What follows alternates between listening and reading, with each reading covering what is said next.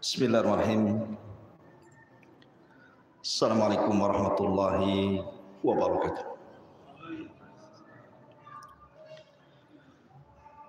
Innal hamdalillah nahmaduhu wa nasta'inuhu wa nastaghfiruh wa na'udzu billahi min shururi anfusina wa sayyiati a'malina. Man yahdihillahu fala mudilla lahu wa man yudlil fala hadiya lahu. Asyhadu an la ilaha illallah wahdahu rabbi la syarika lah wa asyhadu anna Muhammadan abduhu wa rasuluhu alladzi la nabiyya ba'dahu, amma ba'du. Fa inna asdaqal hadithi kitabullah wa khairal huda huda Muhammadin sallallahu alaihi wasallam wa syarrul umuri muhdatsatuha wa kullu muhdatsatin bid'ah wa kullu bid'atin dhalalah wa kullu dhalalatin finnar.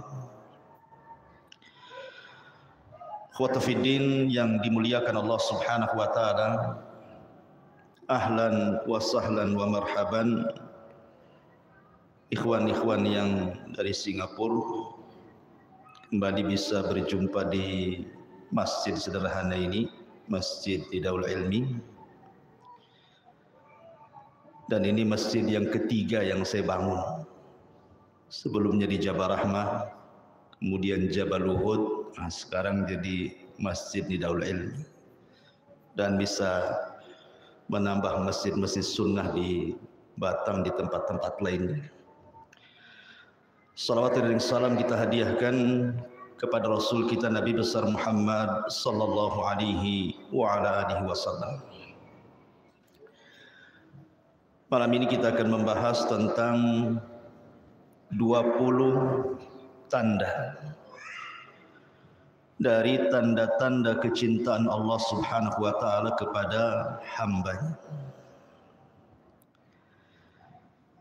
Kenapa saya ingin membahas masalah ini? Karena ada istilah para ulama, laisa sya'nu an tuhibbu walakinna sya'na an tuhabbu. Bukanlah sebuah perkara itu bagaimana Anda mencintai, tetapi bagaimana Anda bisa dicintai. Mencintai belum tentu dicintai. Makanya orang Arab sering mengatakan kullu yadda'in waslan bil laila wal laila lam tukir waslan bidzaka. Semua orang bisa mengaku cinta kepada Laila, tapi belum tentu Laila cinta dengan kita. Semua boleh mengatakan saya cinta kepada Allah, cinta kepada Rasulullah. Apakah Allah dan Rasulnya cinta kepada kita? Dan yang paling penting bukan bagaimana caranya kita mengklaim kita cinta kepada Allah, tapi bagaimana kita meraih kecintaan Allah kepada kita. Itu yang paling penting. Betapa banyak di antara kaum muslimin yang mengaku mencintai Rasul contohnya, tapi mendatangkan dengan perkara-perkara yang tidak dicontohkan Rasul. Apakah kemudian Rasul cinta kepada kita kalau seandainya Rasul hadir hari ini? Belum tentu. Makanya pembahasan ini sangat penting, karena pembahasan bicara tentang keselamatan kita fid dunya wal akhirah. Ma'asyiral muslimin yang dimuliakan Allah Subhanahu wa taala. Kenapa kita harus mencintai Allah Subhanahu wa taala? Dan apa konsekuensinya ketika Allah cinta dengan kita? Kenapa kita harus mencintai Allah Subhanahu wa taala? Karena Allah yang telah menciptakan kita. Allah yang telah memberikan rizki kepada kita. Sudah wajar kita harus mencintai Allah. Kenapa kita harus mencintai Allah Subhanahu wa taala?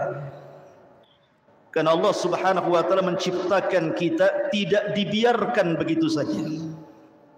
tetapi diutus kepada kita seorang nabi dan rasul yang menyelamatkan kita di dunia sampai ke akhirat. Kenapa kita harus mencintai Allah Subhanahu wa taala? Karena Allah Subhanahu wa taala jadikan kita umat terbaik. Kuntum khaira ummah, kata Allah, kalian sebaik-baik umat. Ukhrijat linnas, yang dikeluarkan kepada manusia. Kenapa kita harus mencintai Allah Subhanahu wa taala?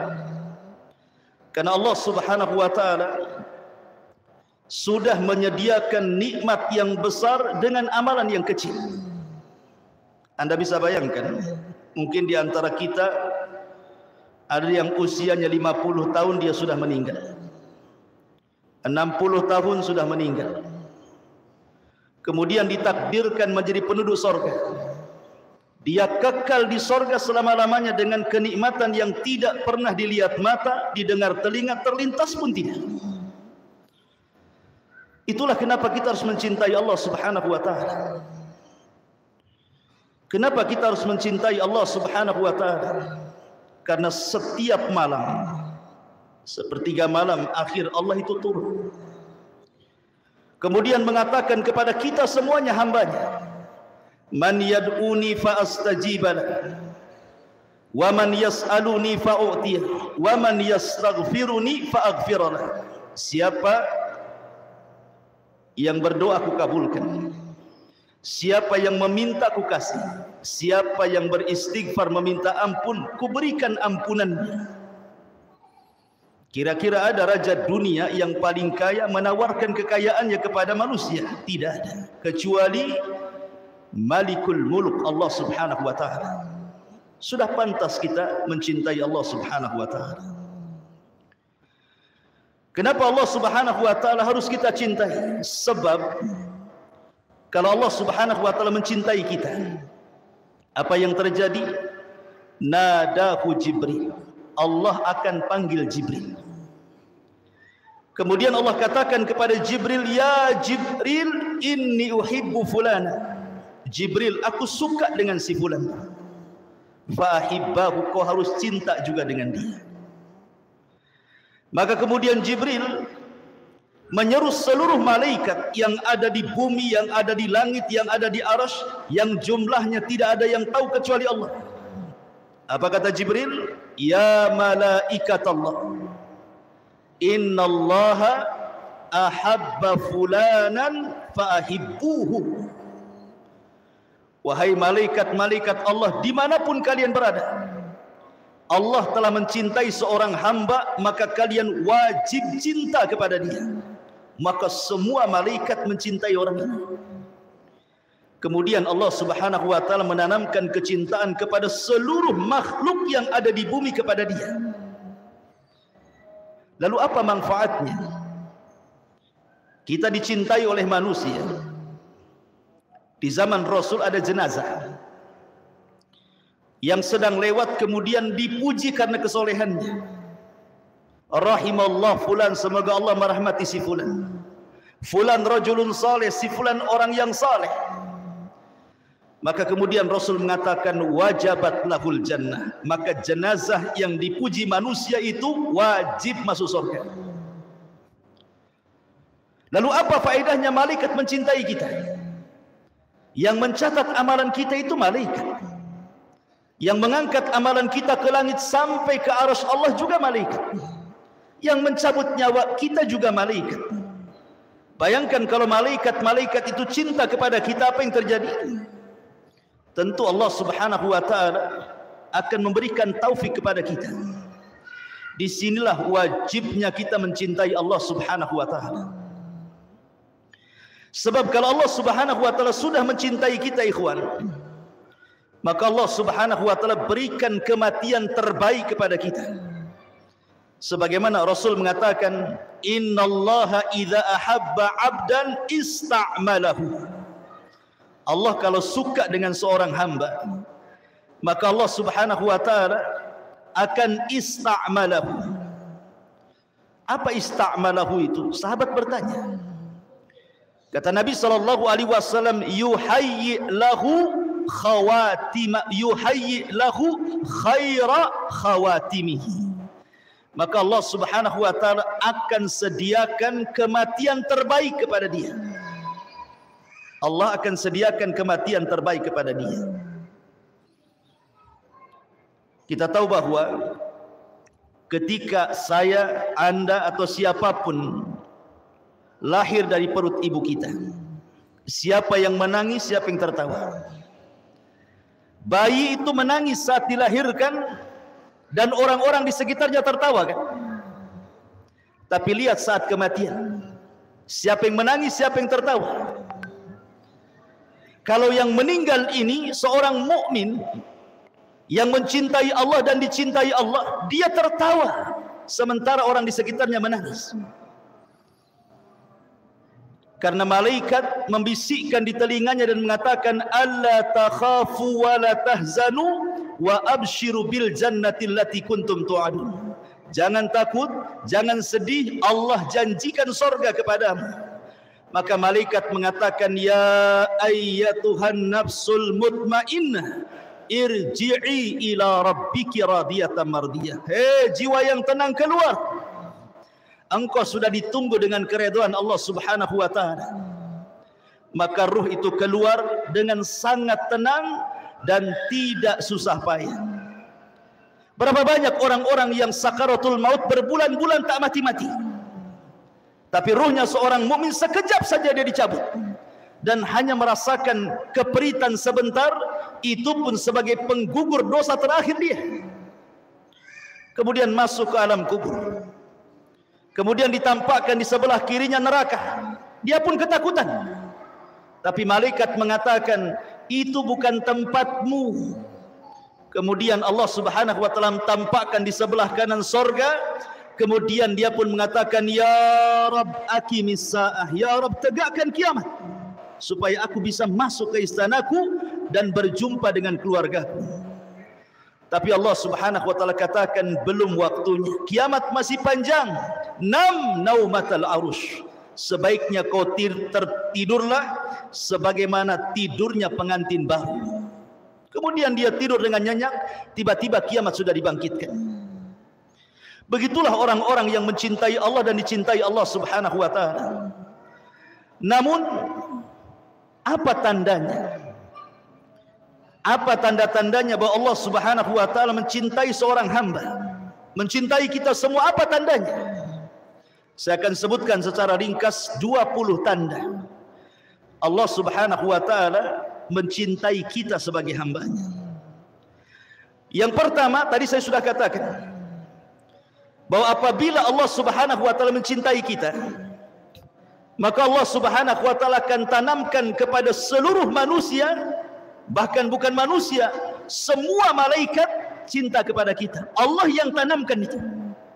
Malaikat cinta dengan kita, dan semua hamba Allah yang ada di bumi suka dengan kita. Dan itu disebutkan pada hadis yang sudah saya katakan tadi, hadis tentang apabila Allah mencintai seorang hamba, maka Allah panggil Jibril dan mengatakan, ya Jibril, aku suka dengan si fulan, kau harus suka juga dengan dia. Maka Jibril kemudian mengatakan kepada seluruh malaikat, Allah mencintai si fulan, kalian semua harus cinta kepada si fulan. Maka semua malaikat cinta kepada si fulan, dan Allah tanamkan kecintaan kepada penduduk bumi untuk mencintainya. Yang kedua, tanda Allah Subhanahu wa taala mencintai kita adalah kita dicintakan mendengarkan Al-Quran. Kita dicintakan mendengarkan Al-Quran. Al-Hafidh Ibn Rajab Al-Hambali rahimahullahu ta'ala mengatakan, min a'zami ma yahsulu bihi mahabbatullahi ta'ala minan nawafili tilawatil Quran. Seagung-agungnya seseorang hamba mendapatkan kecintaan kepada Allah Subhanahu wa ta'ala dari perkara-perkara sunnah adalah ketika dia suka membaca Al-Quran dan mendengarkan Al-Quran. Terkadang orang membaca Al-Quran pada waktu-waktu tertentu mungkin kurang berasa, Tapi ketika mendengarkan Al-Quran dengan suara yang baik, yang indah, penuh dengan tajwid, tahsin dan juga baiknya makharijul huruf, ternyata baru terasa ke hati itu. Makanya Nabi SAW pernah memanggil siapa? Abdullah ibn Mas'ud, dan mengatakan, Iqra alayyal Quran. Hei Abdullah, bacakan kepadaku Quran. Kata Abdullah ibn Mas'ud radhiyallahu anhu mengatakan, Rasul, Quran ini turun kepadamu, macam mana aku akan membaca Quran untukmu? Maka Rasul mengatakan, sudah, bacakan saja. Maka kemudian Abdullah ibn Mas'ud membaca surah An-Nisa sampai kepada ayat, fakaifa idza ji'na min kulli ummatin bisyahid wa ji'na bika ala haula'i syahida. Kata Rasul, hasbuk, cukup. Karena ayat itu menyinggung Rasul. Rasul sedih pada hari kiamat akan menjadi saksi bagi seluruh umatnya. Maka Rasul menangis dan mengatakan, hasbuka ya ibn Mas'ud, cukup wahai Abdullah ibn Mas'ud. Terkadang kita juga bukan hanya sekedar membaca Quran, perlu juga kita mendengarkan supaya lebih masuk ke sanubari kita. Kemudian yang ketiga, takabbul an-nushi wa amalun bisunnati. Mudah menerima nasihat dan mudah untuk mengamalkan sunnah Nabi. Tanda Allah Subhanahu wa taala cinta kepada kita, maka kita mudah menerima nasihat dan mudah melaksanakan sunnah Nabi. Syekhul Islam Ibn Taimiyah rahimahullahu taala pernah mengatakan, di zaman Rasul ada orang-orang yang mengklaim, mengaku cinta kepada Allah. Jadi ada sekelompok orang, kata Syekhul Islam, di zaman Rasul ngaku-ngaku cinta kepada Allah. Maka Allah Subhanahu wa taala uji mereka dengan menurunkan surah Al-Imran 31. Qul, katakan ya Muhammad kepada mereka, in kuntum tuhibbunallah, kalau kalian betul-betul mencintai Allah, fattabi'uni, ikuti sunnahku, yuhibbukumullah, maka Allah pasti cinta kepada kalian. Kalau seseorang kemudian mengklaim mencintai Allah, tiba-tiba kemudian dia berlaku bid'ah, menyelisih sunnah Nabi SAW, maka itu bukan tanda Allah sayang dengan dia. Karena tanda cinta Allah dengan kita itu, kalau kita suka dengan sunnah Nabi. Karena syarat meraih kecintaan Allah itu adalah dengan cara mengikuti sunnah Nabi SAW. Karena kecintaan tidak bisa hanya di lisan saja, tapi kecintaan itu harus dari lubuk hati yang paling dalam, kemudian dipraktekkan lewat lisan dan badan kita. Abu Talib, orang yang sangat mencintai Nabi. Siapa yang lebih berjasa dalam perjuangan dakwah Nabi melebihi Abu Talib? Abu Talib itu menyerahkan nyawanya untuk membantu Nabi karena sayangnya dengan Nabi. Tetapi apakah cintanya Abu Talib bermanfaat? Tidak juga. Abu Talib tetap masuk neraka walaupun mendapatkan syafaat khusus Nabi, dan dia tidak pernah keluar dari neraka, tetapi azabnya diringankan gitu saja. Cinta Abu Talib tertolak dan tetap harus masuk neraka. Kenapa? Karena Abu Talib tidak pernah masuk Islam. Kemudian juga sebaliknya orang-orang munafik. Di zaman Nabi SAW, Abdullah ibn Ubay ibn Salul dan juga gerombolannya, orang-orangnya, mereka berpura-pura cinta di hadapan Rasul. Lisannya mengatakan, ya Rasulullah, inni uhibbuk, saya cinta dengan kamu, tapi hatinya penuh dengan kebencian. Masuk surga? Tidak. Allah turunkan kepada Abdullah ibn Ubay ibn Salul, innal munafiqina fi darkil asfali minan nar. Orang-orang munafik itu akan diletakkan di intip neraka yang paling dalam. Percuma kecintaannya. Karena kecintaan kepada Allah Subhanahu wa taala mengharuskan kecintaan kita kepada Rasul, dan kecintaan kita kepada Rasul mengharuskan mencintai sunnah-sunnahnya dan membenci orang-orang yang menyelisih sunnahnya. Kemudian yang keempat, tanda Allah cinta dengan kita, maka pasti Allah akan memberikan ujian kepada kita. Karena bagaimanapun seseorang itu kan harus diuji. Seperti Anda punya murid-murid, apakah orang ini cerdas atau orang ini bodoh, kita uji. Maka Allah Subhanahu wa taala juga sama. Apakah kecintaan Anda itu shadiq, jujur, ataukah kecintaan Anda ini hanya dusta saja?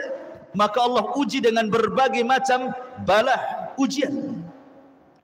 Terkadang diuji dengan sakit, terkadang diuji dengan ekonomi, diuji dengan keluarga, diuji dengan manusia, diuji dengan macam-macam ujian. Makanya Allah mengatakan, innallaha idza ahabba 'abdan ibtalahu. Allah kalau suka dengan hamba, Allah uji dia. Allah uji dia, apakah dia sabar atau tidak. Kalau dia sabar, berarti memang dia dicintai Allah Subhanahu wa taala. Kalau tidak sabar, maka dia belum meraih kecintaan Allah. Karena lanjutan hadisnya Rasul mengatakan, faman radiya falahu ridha wa man sakhita falahu sukhtu. Siapa yang ridha dengan ujian, maka Allah senang dengan dia.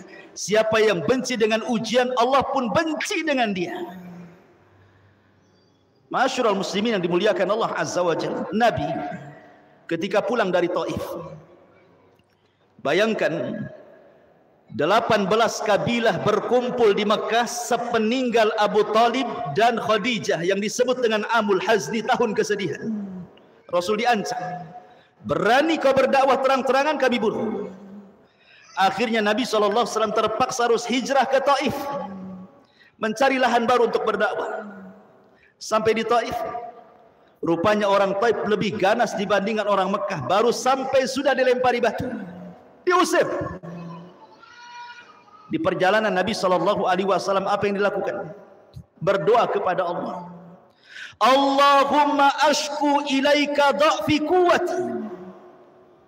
Ya Allah, aku mengadu kepadamu atas kelemahanku dan atas sedikitnya kemampuanku untuk mendakwai mereka. Yang ingin saya katakan, akhir daripada doa Nabi SAW, illam takun alayya sakhatun fala ubali. Ya Rabb, jika perlakuan orang-orang Taif yang melempari aku itu, jika perlakuan orang Taif yang mencaci maki aku, yang mengusir aku, bukan bagian daripada azab yang kau timpakan kepada aku, tidak ada masalah. Silahkan orang mau melempari aku, mencaci maki, merendahkan, mengusir, silahkan, asal ini bukan dalam bentuk azabmu kepada aku. Saya tidak peduli. Yang jelas rahmat masih luas diberikan kepada aku. Kalau orang mendapatkan ujian, dia bicara seperti itu, tenang ikhwan.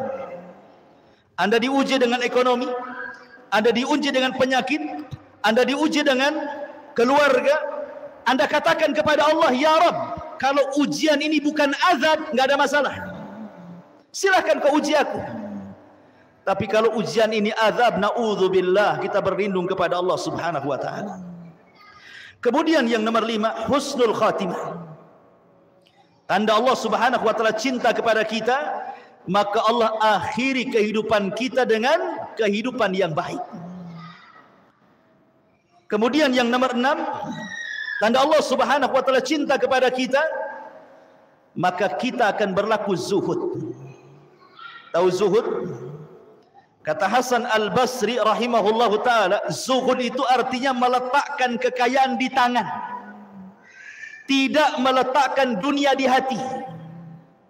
Kata Hasan Al-Basri, saya ulangi, makna zuhud itu artinya meletakkan dunia di tangan kita, tidak meletakkan dunia di hati kita. Jadi dunia itu hanya sebatas di tangan. Terkadang dia datang ke tangan, dia pergi dari tangan. Dia tidak pernah masuk dalam hati. Ketika kemudian kita bisa melakukan keyakinan seperti ini, bahwa dunia itu hanya di tangan, maka apabila datang dunia ke tangan, kita tidak terlalu senang. Apabila dunia pergi dari tangan pun, kita tidak terlalu sedih. Kenapa? Karena tidak masuk dalam hati. Dunia itu hanya berpindah-pindah tangan saja. Itulah zuhud artinya. Dan Nabi SAW pernah ditanya, ya Rasulullah, tunjukkan kepadaku amalan yang bisa Allah cinta dengan aku dan manusia pun cinta dengan aku. Maka sahabat mengatakan, Pertanyaan seperti itu kata Rasul, izhad fid dunya yuhibbukallah, wazhad fima indan nas yuhibbukan nas. Zuhudlah terhadap dunia, Allah cinta dengan kamu. Zuhudlah kepada manusia, manusia cinta dengan kamu. Kemudian yang nomor 7, mahabbatu liqa Allah, berusaha untuk rindu berjumpa dengan Allah. Perjumpaan kita dengan Allah itu 4 kali. 2 di dunia dan 2 di akhirat. Ingat, perjumpaan kita dengan Allah itu 4 kali. 2 di dunia dan 2 di akhirat. 1 saat Anda sholat. Ketika kita sholat itu kita sedang berjumpa dengan Allah. Mana dalilnya? Allah mengatakan dalam Al-Quran, wa innaha lakabiratun illa alal khashi'in alladzina yadhunnuna annahum mulaqu rabbihim. Sesungguhnya solat itu berat kecuali bagi orang-orang yang khusyuk. Siapa orang yang khusyuk? Orang yang yakin dia sedang berjumpa dengan Allah. Ini perjumpaan yang pertama. Perjumpaan yang kedua, saat ruh dicabut. Saat ruh kita dicabut, kemudian dibawa oleh malaikat, rusulul maut, dibawa ke langit pertama, ketiga, keempat, sampai ketujuh, kemudian berjumpa dengan Allah. Kemudian Allah katakan, kembalikan ruhnya ke dalam jasad, naikkan catatannya sampai ke Iliyin.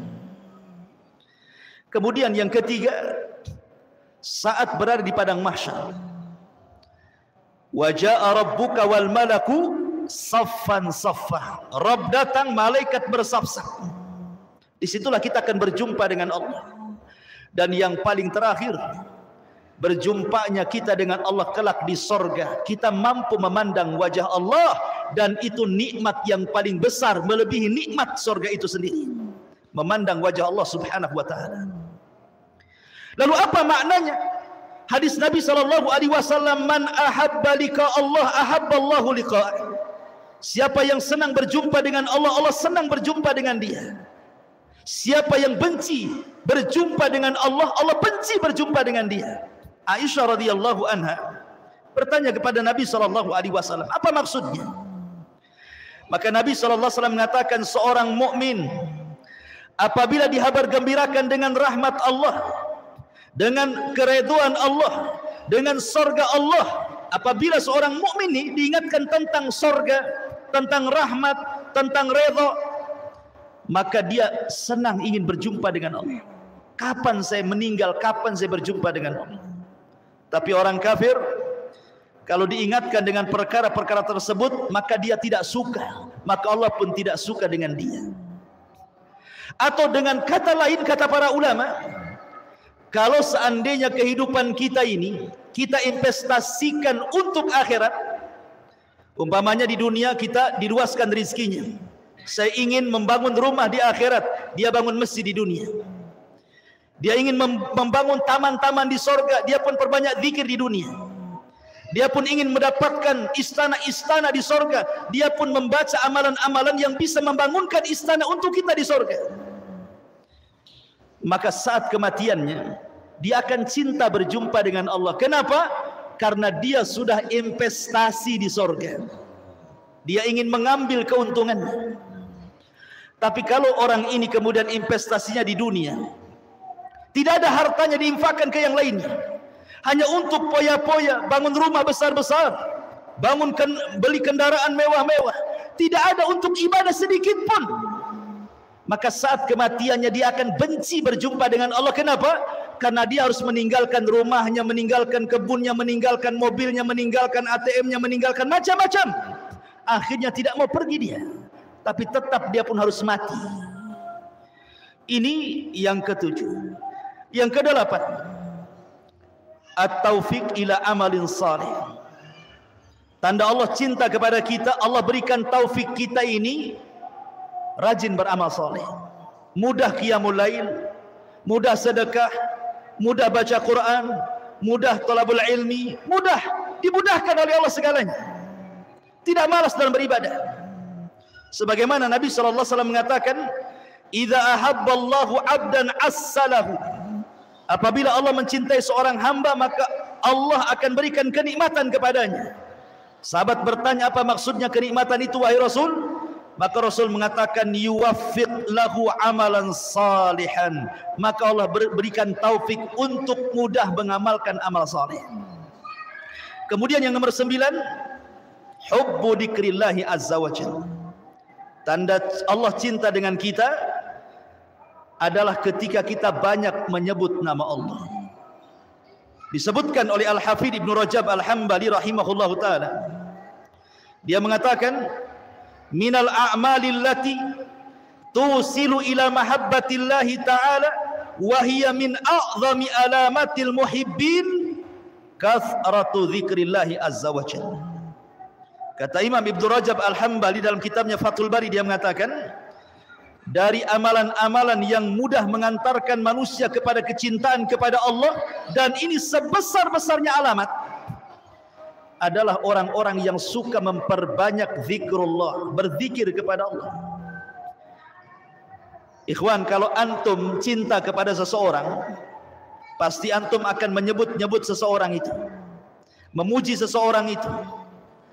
Maka kalau kita cinta dengan Allah, harusnya kita suka menyebut-nyebut nama-namanya, memuji nama-namanya, berzikir kepada Allah. Karena itu tanda di mana Allah mencintai kita, lisan kita dimudahkan berzikir.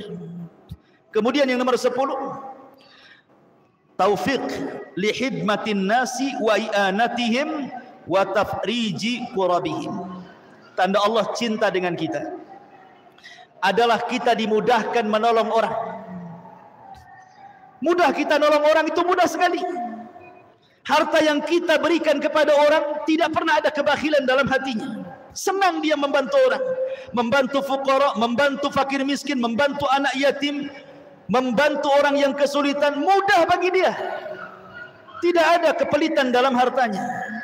Nabi SAW pernah mengatakan, ya, Rasul pernah ditanya oleh seorang sahabat, ya Rasulullah, ayyun nas ahabba ilallah. Rasul, manusia yang paling dicintai Allah itu seperti apa? Maka Rasul mengatakan, ahabbun nas ilallahi anfa'uhum linnas. Manusia yang paling dicintai Allah adalah manusia yang paling banyak bermanfaat kepada manusia. Coba anak-anak itu bisa ditenangkan ini. Baik.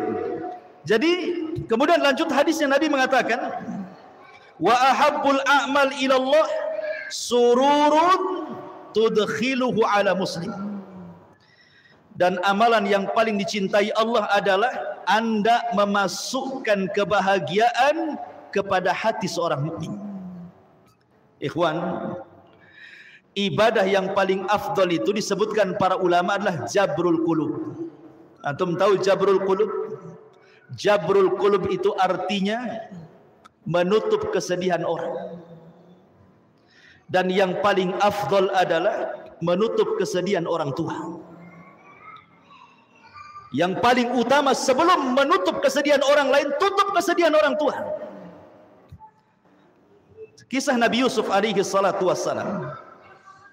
Ketika Yusuf alaihi salatu wassalam memboyong ayahandanya, saudara-saudaranya yang sudah pernah menyakitinya, memasukkan dia ke sumur, kemana? Ke Mesir. Kemudian Yusuf menceritakan kepada bapaknya kenapa dia sampai di Mesir. Yusuf hanya mengatakan bahwa penjaralah yang menjadikan aku seperti ini. Coba bayangkan, penjaralah yang menjadikan aku seperti ini. Yusuf tidak menceritakan kejahatan saudaranya, tidak mengatakan, wahai ayahku, orang ini loh saudara-saudaraku yang masukkan aku ke sumur, akhirnya aku dibawa pedagang. Enggak, Yusuf tidak pernah menceritakan. Padahal Yusuf manusia juga kan begitu. Yusuf hanya menceritakan soal penjara. Ini menunjukkan apa? Dia jaga hati bapaknya. Itulah namanya jabrul qulub namanya. Terkadang kita ini tidak pandai untuk menutup jabrul qulub, hati orang lain itu. Anda bayangkan ikhwan, ada manusia ini sudah sibuk dengan keluarganya, sudah sibuk dengan kerjaannya, sudah sibuk dengan anak-anaknya, sudah sibuk dengan urusan dia. tiba-tiba kita datang menyakiti dengan lisan kita. Kita tiba-tiba datang menyakiti hati dia. Makin sibuk lagi dengan kata-kata kita, kan begitu.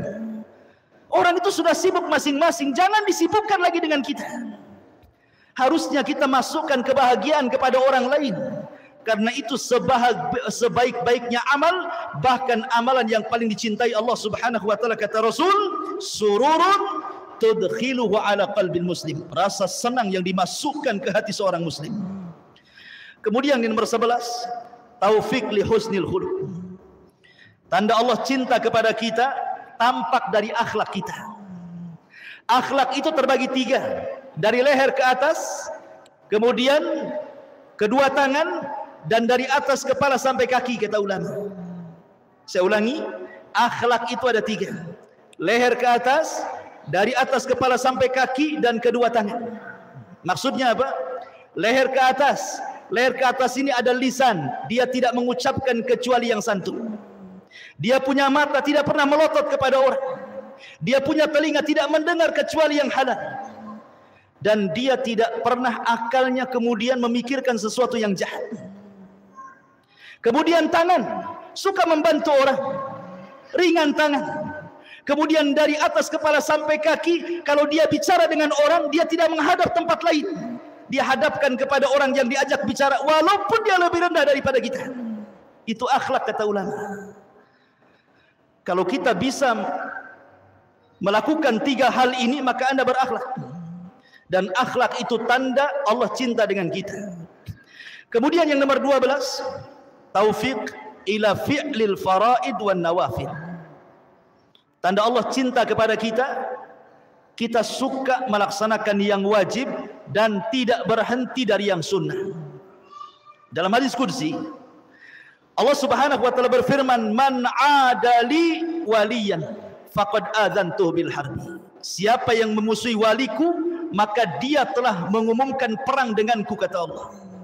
Kemudian kata Allah dalam hadis qudsinya, "Wa ma taqarraba 'abdi bi syai'in ahabbu ilayya mimma aftaradtuhu alaihi wa ma yazalu 'abdi yataqarrabu bin nawafil hatta uhibbahu fa idza ahbabtuhu kuntu sam'ahu alladhi yasma'u bihi wa basarahu alladhi yabsiru bihi wa yadahu allati yabtishu biha wa rijlahu allati yamshi biha wala in sa'alani la utiyanna wala in ista'adzani la uidzanna.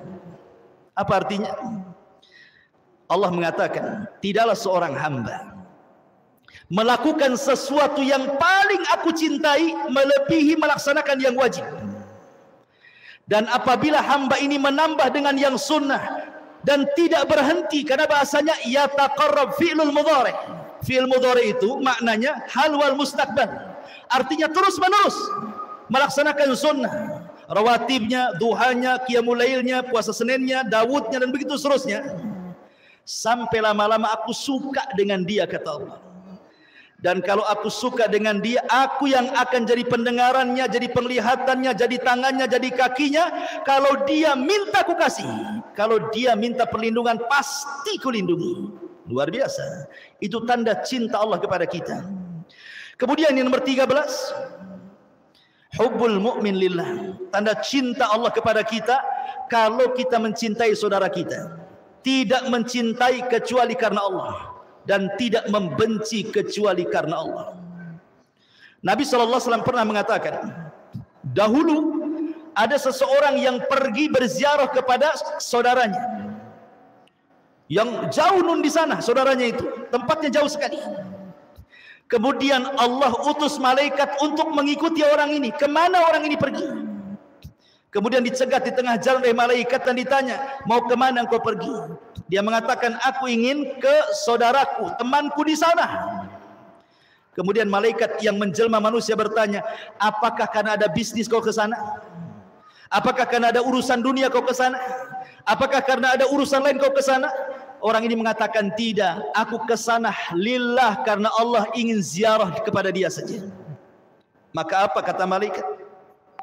Malaikat mengatakan, demi Allah, maka Allah Subhanahu wa taala akan mengirim 70.000 malaikat bersama dia. Kemudian karena dia mengatakan aku menziarahi dia karena cinta kepadanya, maka saksikanlah Allah cinta dengan kamu. Subhanallah, hadis ini keluarkan Imam Muslim. Jadi tanda Allah cinta dengan kita artinya kita dicintakan dengan saudara kita karena Allah, bukan karena urusan dunia. Yang nomor 14, kita dijauhkan dari fitnah dunia. Ya, sebagaimana saya katakan, zuhud itu tidak harus miskin. Orang kaya pun bisa zuhud. Tetapi dunia yang sampai kepada dia tidak memfitnah dia. Anda tahu ceritanya Imam Ahmad? Imam Ahmad itu ditekan dan disiksa oleh 3 penguasa. Pertama Khalifah Ma'mun. Ketika itu Imam Ahmad diminta untuk berjumpa dengan Khalifah Ma'mun untuk disiksa. Tapi Imam Ahmad berdoa, ya Allah jangan pertemukan wajahku dengan Ma'mun. Akhirnya belum berjumpa, Ma'mun meninggal. Kena doanya Imam Ahmad. Doa yang dizalimi, mustajab. Ya. Kemudian Khalifah Ma'mun berwasiat kepada keponakannya Al-Wathiq, jangan tinggalkan akidah Mu'tazilah. Akhirnya Wathiq pun tetap menyiksa Mu'tasim dulu. Khalifah Mu'tasim pun tetap kemudian mengambil pandangan Mu'tazilah dan menyiksa para ulama. Sampai 4 ulama besar meninggal di penjara. Muhammad ibn Nuh meninggal di penjara. Nuaim ibn Hamad meninggal di penjara. Al-Buaiti meninggal di penjara. Kemudian An-Nasr Al-Khuzai meninggal di penjara. Kecuali Imam Ahmad selamat. Dia tidak meninggal di penjara. Ketika Mu'tasim meninggal, ganti dengan Wathiq. Kemudian Wathiq meninggal, disiksa juga Imam Ahmad. Ganti dengan khalifah yang keempat, namanya Mutawakkil. Barulah di zaman Mutawakkil 2 tahun berkuasa, ahli sunnah kembali tinggi, Mu'tazilah hilang. Sehingga Imam Mutawakkil ingin menghormati Imam Ahmad. Dikasih uang banyak-banyak, hadiah banyak-banyak, sebagai imbalan dan sebagai penebusan dosa para penguasa sebelumnya. Kasih uang banyak. Tapi Imam Ahmad menolaknya. Dikembalikan kepada penguasa. Kenapa? Kata Imam Ahmad, hadiah ini lebih jahat fitnahnya dibandingkan aku masuk penjara, kata. Itulah Imam Ahmad. Ya. Tetapi bukan berarti kemudian zuhud dan wara itu diartikan kita harus menjauh dari dunia. Tidak. Sufyan Ats-Tsauri itu orang kaya. Sufyan Ats-Tsauri itu orang kaya raya, ulama kaya raya, dan dia percontohan orang zuhud. Dikatakan kepada Sufyan Ats-Tsauri, wahai Sufyan, engkau kan imamnya para orang-orang zuhud, kenapa kau kaya kali, katanya. Apa jawaban Sufyan Ats-Tsauri? Ya likai la atamandalu alal muluk, katanya. Kenapa saya harus kaya, kata Sufyan Ats-Tsauri? Biar aku tidak menjilat penguasa, biar tidak aku mencari keuntungan di penguasa, sehingga lisanku terkunci untuk menyampaikan kebenaran. Kalau aku kaya, aku bisa bicara sesukaku, kata Sufyan Ats-Tsauri. Jadi zuhud tidak mesti miskin. Kaya pun boleh zuhud. Yang penting letakkan kekayaan di tangan, jangan dimasukkan ke dalam hati. Itu kuncinya saja. Kembali bahwa tanda Allah cinta dengan kita ketika kita dijauhkan dari fitnah dunia. Kemudian yang nomor 14, tanda cinta Allah kepada kita, maka kita diilhamkan untuk mudah taubat, untuk mudah istighfar, dan tidak terus-menerus melakukan dosa, sebagaimana perkataan Syekhul Islam Ibn Taimiyah rahimahullah taala, idza ahabballahu 'abdan alhamahu taubata wal istighfar wa lam yusiru ala dzunub. Kata Ibnu Taimiyah, apabila Allah cinta dengan seorang hamba, Allah ilhamkan taubat, istighfar, dan dia tidak menerus dalam dosa. Kemudian yang nomor 16, Allah berikan taufik kepada dia sikap rifq wal lin, kelembutan, kesantunan, sebagaimana Rasul mengatakan, innallaha idza ahabba ahla baitin adkhala alaihimur rifq. Jadi kalau Allah cinta dengan satu keluarga, pamannya keluarga kita dicintai Allah nih, apa yang terjadi? Allah akan tanamkan kelembutan dalam keluarga itu. Suaminya akan lembut sama istrinya, istrinya akan lembut sama suaminya, orang tuanya lembut kepada anaknya, anaknya lembut kepada orang tuanya. Begitulah tanda cinta. Tapi kalau seandainya dalam rumah tangga itu saling bertengkar, anaknya bermasalah, istrinya bermasalah, suaminya bermasalah, berarti ini bukan tanda Allah cinta dengan keluarga itu.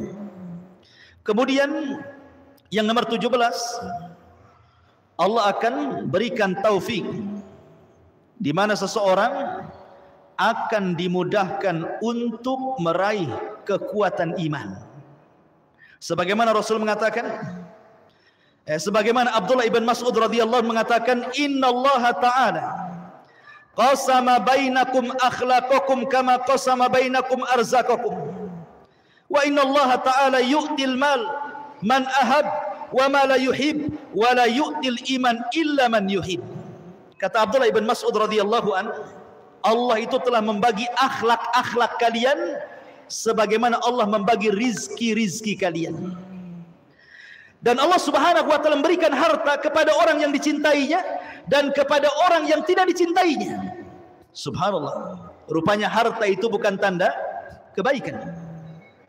Orang banyak harta itu bukan tanda kebaikan. Kenapa? Karena harta itu diberikan kepada orang yang dicintai Allah ataupun orang yang dibenci Allah. Orang kafir kaya, orang Islam kaya. Namrud kaya, Sulaiman kaya. Abu Bakar kaya, Abu Lahab juga kaya. Qarun kaya. Jadi harta itu bersyarikat antara mukmin dan kafir. Tetapi kata Abdullah bin Mas'ud, wala yu'til iman illa man yuhib. Dan tidaklah Allah memberikan iman kecuali kepada orang yang dicintainya saja. Kemudian yang nomor 18, seseorang apabila dicintai Allah Subhanahu wa taala, tandanya adalah dia redha dengan qada wal qadar. Redha dengan qada wal qadar. Karena ketika seseorang mendapatkan musibah, betapa banyak orang-orang yang tidak redha dengan qada dan qadar. Padahal tanda cinta Allah dengan kita itu kalau kita redha dengan qada dan qadar. Keputusan Allah itu sudah dicatat. Kalau hari ini saya mendapatkan musibah, memang sudah dicatat 500 tahun sebelum Allah menciptakan langit dan bumi. Mau apa? Ya. Makanya kenapa beriman kepada qada dan qadar itu penting. Kenapa? Kalau datang kebahagiaan, kalau datang nikmat tidak terlalu senang. Kalau mendapatkan musibah tidak terlalu sedih. Karena semua sudah dicatat di Lauhil Mahfuz.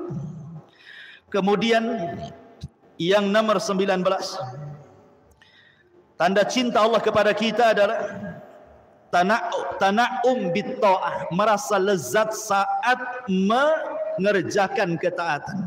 Kayaknya khusyuk salat itu, baca Quran sedap. Salat malam tak ada ngantuk. Senang dia.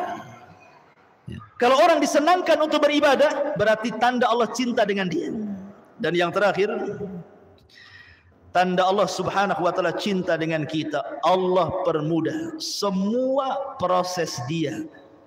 Sejak hidup, kematian, alam kubur, hisab, sampai Allah masukkan ke dalam surga. Allah mudahkan semuanya. Fa amman a'ta wattaqa wa saddaqa bil husna fasanuyassiruhu lil yusra. Apa maknanya fasanuyassiruhu lil yusra?